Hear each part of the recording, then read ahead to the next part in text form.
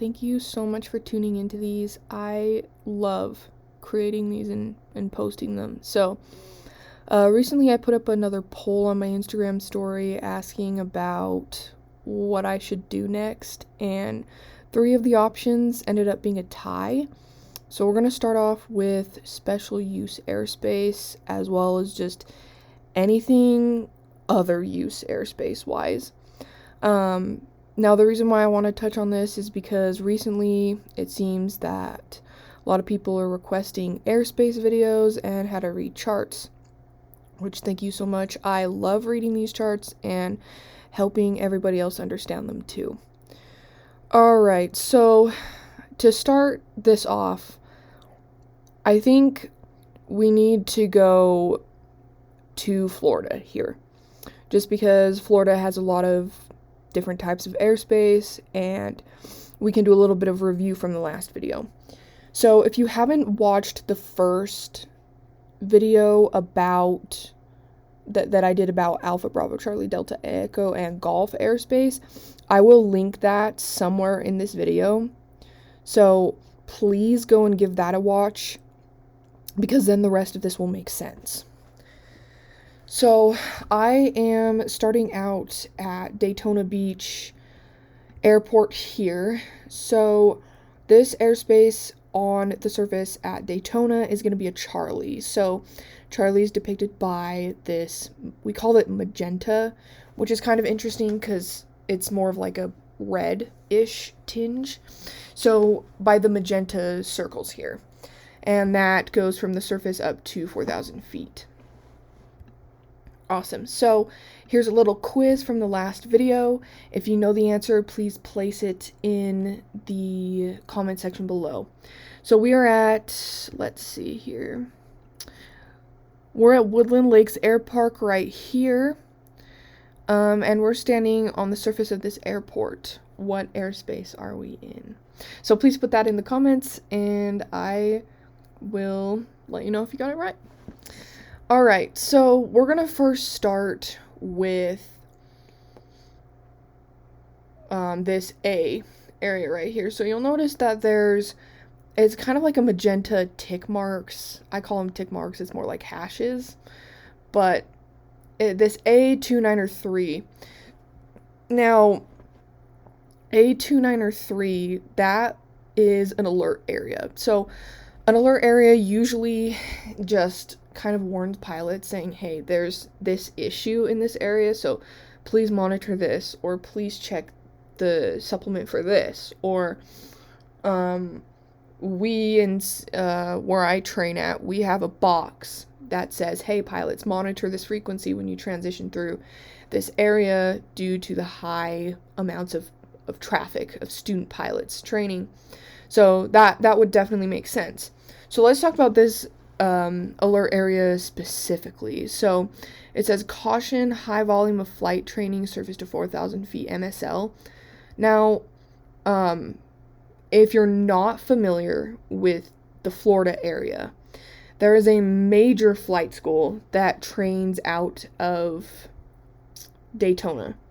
And that flight school is none other than Embry-Riddle Aeronautical. Our friends over there, we love them, but Embry-Riddle, because of what they're doing, they put out an alert area saying, hey pilots, just be very cautious because there's a lot of student pilot activity. Alright, so moving on, you'll notice that right next door to the alert area is an R. So R2910 Alpha, there's R2907 Alpha, so that is going to be a restricted area. So these are just kind of like, yes, you have to have a approval, so to say, to kind of travel through them. So again, airspace is all about keeping pilots, the public, and military safe. So when we have those 3 things operating safely, everybody is working together to maintain that. So next to it is a MOA. So MOAs kind of get confused with restricted areas in a sense that what kind of needs a clearance and what doesn't necessarily need a clearance here. So an MOA, you can fly through it. That is a military operations area. Definitely check the chart supplement to see when it is active and when it's not. The purpose of those is to primarily separate our IFR traffic and military traffic. So again, we're the pilots, the public, and military. We're providing those three safety aspects so then everybody's safe, right? So the whole point of this is to ensure that operations will run smoothly. Awesome. Now, Lake George right here, it says Juniper Prairie Wilderness and has these like dots, right? So basically that's a wilderness area, and pilots are requested to stay 2,000 feet AGL or higher above those specific areas. Now, keep that in mind that it's requested, it's not a requirement. However, what is like morally right? So, obviously, maintaining that separation from, possibilities down there. So, that's something that I want to bring to attention because we have, where I'm from Salt Lake City. We actually have one up north right here. So up north, just north of the international airport here, we have the Bear River National Wildlife Refuge. That is very, very important to us, to the state of Utah, specifically because a lot of birds migrate there, and it's kind of like a stopover point. Their breeding grounds, etc., all of the above.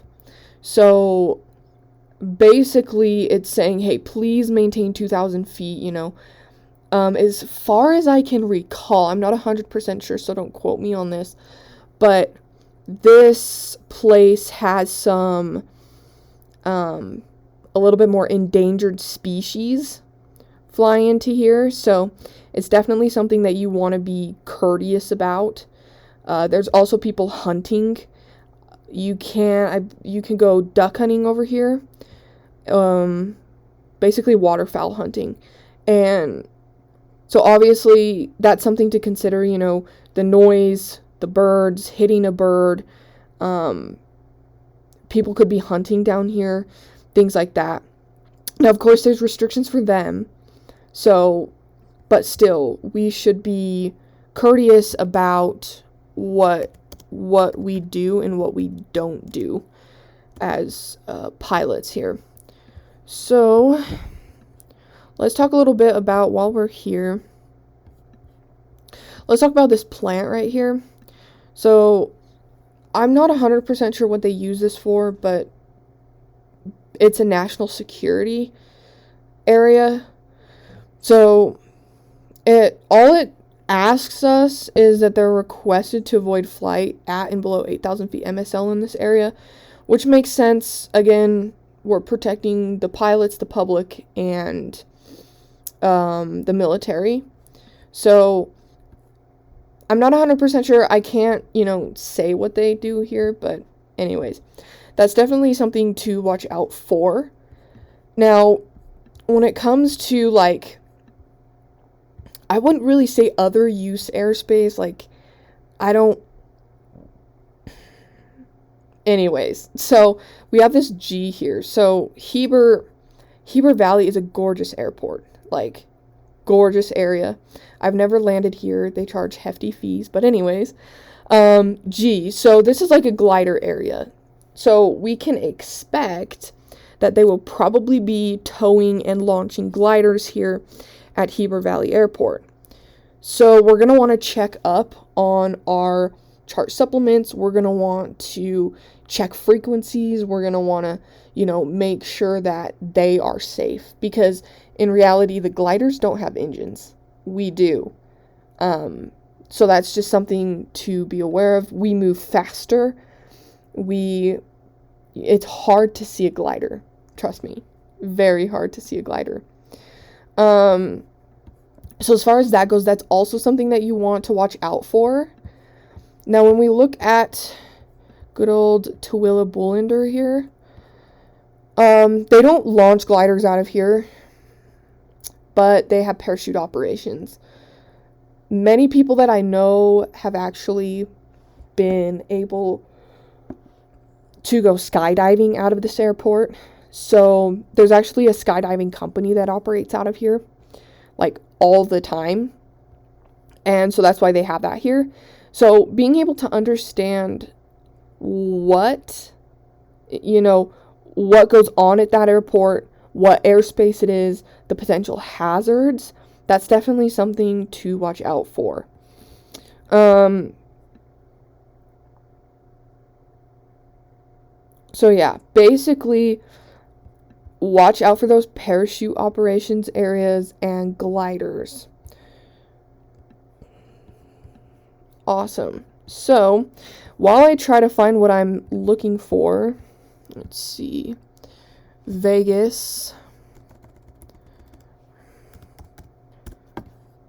It's kind of hard to keep track of all of these codes here, but so Vegas, you'll notice a couple of things as we move down south here. So I was asked this on a check ride. I actually had to look it up, but this is, and it says it right here. I'm totally aware of that, but it was in a different area that didn't say that. This area is very important to kind of understand here. So it's a solar farm that can provide a very strong ocular glare. So be aware of that, especially when you're transitioning through and you're not familiar with the area, because you might be like, oh no, this is definitely like something new. What's going on here? But no, it's totally normal. It's just the solar glare here. All right. I totally forgot what Daytona's code is. So we're just going to kind of scroll and find it. Anyways, so I wanted to talk about the importance of safety when it comes to airspace here.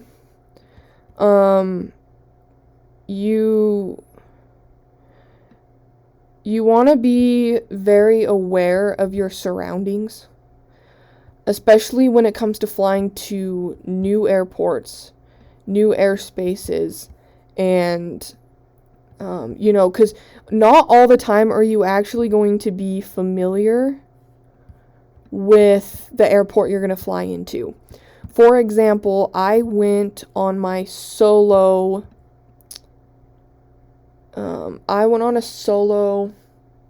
cross country to, it was Delta.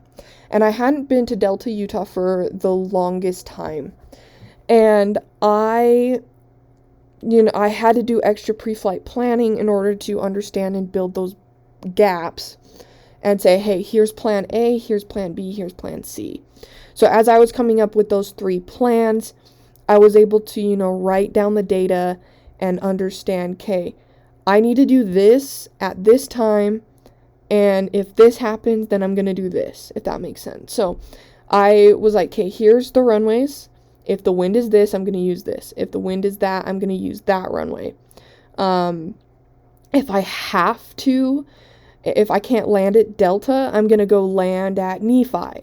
Or I'm going to go divert back to Cedar. Or if I have issues with fuel, I'm going to go to this airport and that airport. So I always had a backup plan when landing at any airport. Now, the ones that I knew of, like Cedar City, I fly around here a lot.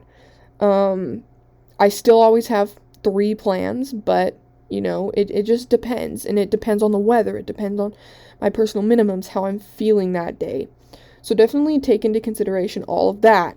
But my main point with all of this is get familiar with the area. Even if that means pulling up Google Earth, a satellite image to see, hey, what's in that area, what could be potential landmarks, what could be potential hazards. Google Earth is a great tool to use. All right, we're back here at Daytona, I am so crazy weird for not remembering its code. But anyways, I don't even fly over here. So, I wanted to talk specifically about Flagler Executive right here. So, this is actually weird because we don't like see these often, but we still need to be aware of the whole, airplane land, airplane sea type operation. So, this is a seaplane base. So they're flying seaplanes in and out of here. Yeah, so let me show you what this looks like right here. So here's a diagram of the airport. We're just going to kind of run through this a little bit. I know we're supposed to be talking about airspace here, but so basically you have the airplane land. So these are going to be your actual runways. But this, you'll notice, is way different down here, or it kind of has like this ghost runway. That's going to be your seaplane runway right here. So it's 18W, which I believe, I'm not 100% sure, but I'm pretty sure it stands for water. 18 water, 36 water. Don't 100% quote me on that because, I'm not doing those types of operations, but that's just something that you want to be familiar with.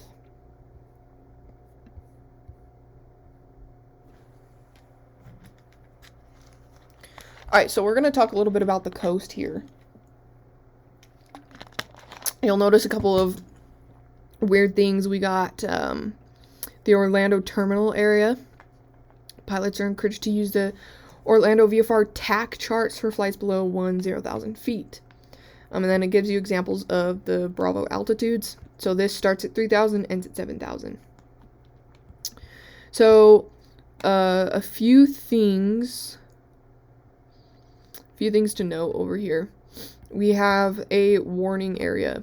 So this is off the coast of the United States, and it's kind of like a MOA restricted almost, but the warning areas, it's just be aware of hazards. There could be hazards out here that could potentially pose a threat to your aircraft operations. So and this kind of corresponds with the ADIZ. So this is the Air Defense Identification Zone. Now what's special about the ADIZ is we have the United States, so we're saying, hey, this is our territory. Our territory is in these waters, and this is where we're at. This is us. We own this. Now, outside of the ADIZ, that is international waters. So that's saying that, hey, like, international operations are out here. We don't know if you're a threat or not. So, in order to travel through the ADIZ, you have to file a DVFR flight plan. So, the D stands for defense. So, then they know that you are not going to come in here and do anything crazy like that. So, definitely keep that one in mind. Now, this part's really interesting down here as we head south. If my mouse will work there. So we have Kennedy Space Center, Bar 91-143 Space Ops. So intermittent by NOTAM, listed under Melbourne. So definitely, if you're flying in this area, you have to, look this up and make sure that you are obviously not going to get busted. You're not going to bust something like that. So this is Cape Canaveral, where NASA launches their rockets. So you'll notice the rocket symbols here. So they actually do launch rockets off of this little bay area. Pretty crazy. And as it says here, it's active by NOTAM. So you check your NOTAMs, please. Just check your NOTAMs. If that's like the one thing you learned today, it's check the NOTAMs. But anyways, I wanted to show something else. I saw it just a second ago, but kind of disappeared on me. Anyways, so that's something to keep in mind. Now, another thing that I wanted to talk about while I find this next symbol here is controlled firing areas, so CFAs. My favorite thing to do is ask my students and say, hey, find me a controlled firing area on this map. And they're like, okay, I'll find it. But they literally spend 20 minutes trying to find a CFA and cannot find one. And the reason is because the CFAs, controlled firing areas, are actually not, they're not plotted on charts because they move. So, a little bit of context to CFAs. Basically, it's where they actually shoot and test missiles and guns and artillery. So when that happens, they actually have a spotter out that watches. So, like, they'll have a spotter with binoculars and everything, and they'll be like, hey, there's an aircraft, and they'll actually cease firing. That is something to be aware of, but it's not something that we worry about because they're gonna cease firing. Like, they're not gonna keep go. If that makes sense. So they're watching over you. They're keeping you safe to the best of their abilities. Now, another thing I wanted to talk about is this glider looking thing with an A. So that's another kind of like thing to be aware of here. Now there's one with an H, if I can find it here. So this A is going to be aerobatics. So they must have a lot of aerobatic operations in this area. So definitely check your charts on that one. I'm trying to find they have an H1, so that's going to be your hang glider activity. Obviously, you want to watch out for that. I think there's one in Salt Lake. But, okay, so we can go back to Salt Lake and see if we can find that. Anyway, so you can see why and kind of make an inference as to why this is so important for us to understand what's going on in a certain area, to understand these airspace types, these uses, these, there's so many different things that goes on in aviation, and this is just the first step to understanding it all. So we have a U here. A U is for ultralight activity. I do believe, I'm not too familiar with this airport. It's relatively new, Cedar Valley, but they've got some pretty interesting operations down there, it looks like. Nice. And then if you see a UA, that's going to be your UAS operations. So, your unmanned aerial vehicles. So basically drones is what I'm referring to there. Let me see if there's anything else that I wanted to share over here. If not, we're going south. Cool. So, if you're not too familiar with this, I only get asked about it because it's in my vicinity of flight training, but this is the Grand Canyon. If you want the code GCN, Golf Charlie November for the airport. So basically this is an SFRA. So Special Flight Rules area is basically kind of like its own airspace where they have a set of rules. So if we look at some of these notes in here, see, look at this. Landing takeoff operations below 3,000 feet above the airport elevation within 3 nautical miles of the airport are authorized by 14 CFR Section 93. Cool. But now we get down into here, it says it says the airspace overlying the Grand Canyon National Park below 18,000 feet MSL is subject to special air traffic rules. Now down here in this special note, it says VFR flight through the Grand Canyon Special Flight Rules area is not authorized except through designated corridors. Pilots intending to fly within the GCN's SFRA corridors should refer to the Grand Canyon VFR aeronautical chart for detailed information. See note in chart border for procurement information. Nice. So essentially all that's saying is yes, there is a whole big, huge procedure on how to fly through this airspace. Like, it's kind of ridiculous, but it's really helped preserve this area and save this area, so to speak, and help with noise abatement problems. So that's what an SFRA is, and they have a whole entire brochure on how to fly through this area. They have like times, altitudes, waypoints, what is prohibited, what is not prohibited, what operations are allowed, and what operations are prohibited. It's crazy. So we're going to switch gears a little bit. Speaking of SFRA, we're going to talk a little bit about the DCA Bravo here. So Washington, D.C. is special. Now, I don't know too much about this. I only kind of know some little bits and pieces here and there. I don't know everything. I don't know 100% of everything about this airspace.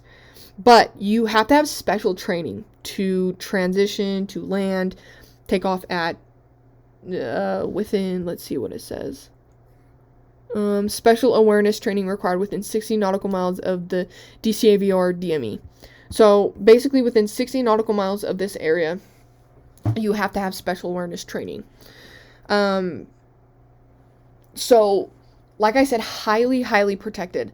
And the reason is because this is where all the important America stuff is. So, for context, that is why this exists. Now, I wanted to touch on prohibited areas here. So prohibited means that you're obviously not going to be able to fly over it, period, end of story. Like, if you ask, they will laugh at you. If you bust it, you will be intercepted and in pretty big trouble. So, that's all there is to prohibited. Don't go through it. Don't even touch it. Don't even think about it at all. Alright, so that's all I'm going to touch on with DC there. Now, if you're in the DC area, obviously you're going to need to know quite a bit about that. And I can do a whole, video on the Grand Canyon or Washington, D.C. if I see a demand for it. I'm 100% willing to do that. I am 1,000% willing to do that. So let's talk a little bit about this right here. I just want to, I just saw it. I'm looking for another little symbol here. But, so, we have these little purple-ish magenta flags kind of all over the place. We have one here. We have one, let's see. Where's another one? Oh, we have one, maybe. We have one here. We have one, anyways, so they're all over the place. Those are actually going to be basically your VFR checkpoints. So it's a good idea to use these as kind of like a guideline here to say, hey, I'm using XX point as kind of like a visual checkpoint. So be aware of those. Now we're going to head up to Alaska here. Up in this little area over here. Let's see. I struggled finding this the other day. So we'll see if I can find it again. But Alaska has some interesting rules. Now you probably won't really be flying up here, but sometimes, you know, if you're doing really well on a check ride, or I've been asked this on a stage check just for the heck of it, they'll kind of ask you some pretty weird symbols. So if we go up to the northwest side of Alaska, you'll notice these little cute little animal symbols here. They are adorable.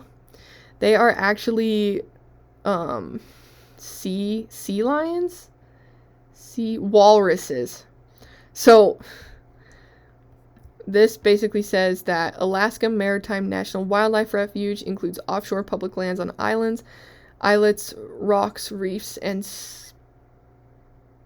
spires as specified in the Alaska National Interest Lands Conservation Act. So if we read this little walrus symbol up here, the U.S. Fish and Wildlife Service requests pilots adhere to the following guidelines in the vicinity of known walrus haulouts or any congregations of walrus resting along the Chukchi Sea. My apologies, I probably said that wrong. Chukchi Sea coast from July through October. Single-engine fixed-wing aircraft should remain greater than 2,000 AGL within 1/2 mile of haulouts. Multi-engine aircraft and helicopters should remain greater than 3,000 feet AGL with 1 mile of haulouts. If unable, please pass inland to avoid flushing walrus off the beach. Walruses are sensitive to changes in engine noise. Avoid unnecessarily circling or turning near haulouts. Disturbance of maritime mammals is prohibited by the Maritime Mammal Protection Act of 1972. So, for context there, walruses are very, very noise sensitive, and literally if you buzz them, they will actually fall off the cliffs there and die, which is really sad and horrifying. So that is why they've actually made this a thing. So if you travel up the coast, like, it'll have walrus, I don't know. Yep, so there's another one. So if you travel up the coast here, they have a bunch of walrus symbols. And we found a UA, so there is UAS activity within the vicinity of this airport. So yeah, one more thing that I did want to show you here is this airspace right here. Chances are, most definitely, you will be asked about this at some point. So Gulf airspace, technically, you know, it can start at the surface, it can, you know, etc., etc. It ends at 700, it can end at 700 feet, it can end at 1,200 feet, but it can also end at 14,500 feet. So that's what this means. This just means that Gulf goes from the surface up to 14,500 feet. So, yeah. Anyways, so please let me know if you have any questions in the comments. I know that this was kind of a quick video, but another disclaimer, I did not cover, like, everything in super great amount of detail. I really just wanted to show you guys how to read the charts, and I wanted to show you guys how, like, what these symbols look like, what these different airspaces looks like. In another video, I will be going over the different requirements for the pilot, the aircraft, cloud clearances, things like that for airspace. In another video I will be making in the near future, hopefully within the next month, I will be going over special use airspace in depth. So if you guys want to see that, please make your vote on my Instagram stories when I post the polls, because that is how I am getting the request done. That's pretty much like what I base these videos off of. So if you want, please vote. If you want to see something specific, please comment on this video or DM me on Instagram, and I will get that request made as soon as I possibly can. But thank you so much for tuning in. I hope this video helped just a little bit. Again, it was just basic symbology, a little bit of special use airspace. So thank you. I hope to see you on the next one.